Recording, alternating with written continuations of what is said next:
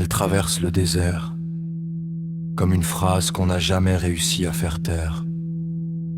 Le sable fuit sous les sabots, le vent s'accroche à ses vêtements et dans ses yeux. Il y a cette précision dangereuse des gens qui ont déjà trop perdu. On ne connaît pas son vrai nom. Les légendes changent selon les villages. Pour certains, elle est une ombre, pour d'autres, une malédiction. Et pour quelques-uns, un dernier espoir. Mais avant les histoires, avant les peurs qu'on raconte autour du feu, elle était juste une enfant qui courait pieds nus entre les dunes. Son père lui apprenait les étoiles, sa mère lui apprenait le silence. Écoute le désert. Elle disait, il parle à ceux qui savent tomber sans se briser. Alors elle apprenait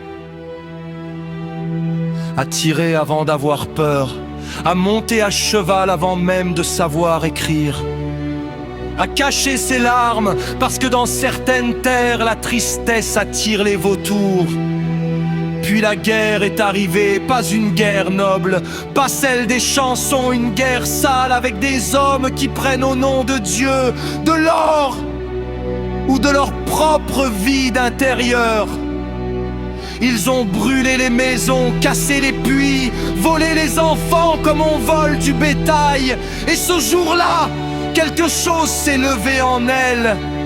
Pas la haine, la précision, cette froide clarté qui naît quand une âme comprend qu'elle n'a plus le droit d'être fragile. Alors elle est devenue cavalière. Pas pour la gloire, pas pour être une légende,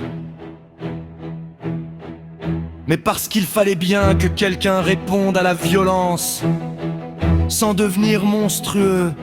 Regarde là, le cheval lancé comme une tempête blanche, l'arc tendu vers l'horizon, le corps en équilibre entre la fuite et le combat. Elle ne vise pas seulement un homme, elle vise tout ce qui écrase les faibles en croyant que personne ne reviendra se battre. Et pourtant, sous le voile, derrière cette posture de guerre, il y a encore une femme qui se souvient du rire de sa mère, du goût du thé brûlant au coucher du soleil, des chansons anciennes que le désert gardait vivantes dans ses nuits. C'est ça qui la tient debout. Pas la vengeance, la mémoire, parce qu'elle sait que lorsqu'un peuple oublie ses chants, ses femmes, ses chevaux et ses histoires, alors le désert gagne. Parfois la nuit, elle s'arrête au sommet d'une dune. Le cheval souffle doucement, le silence devient immense et elle regarde les étoiles comme autrefois. Sauf qu'aujourd'hui, elle ne cherche plus sa route, elle cherche une raison de croire encore que ce monde mérite d'être sauvé. Puis le vent se lève.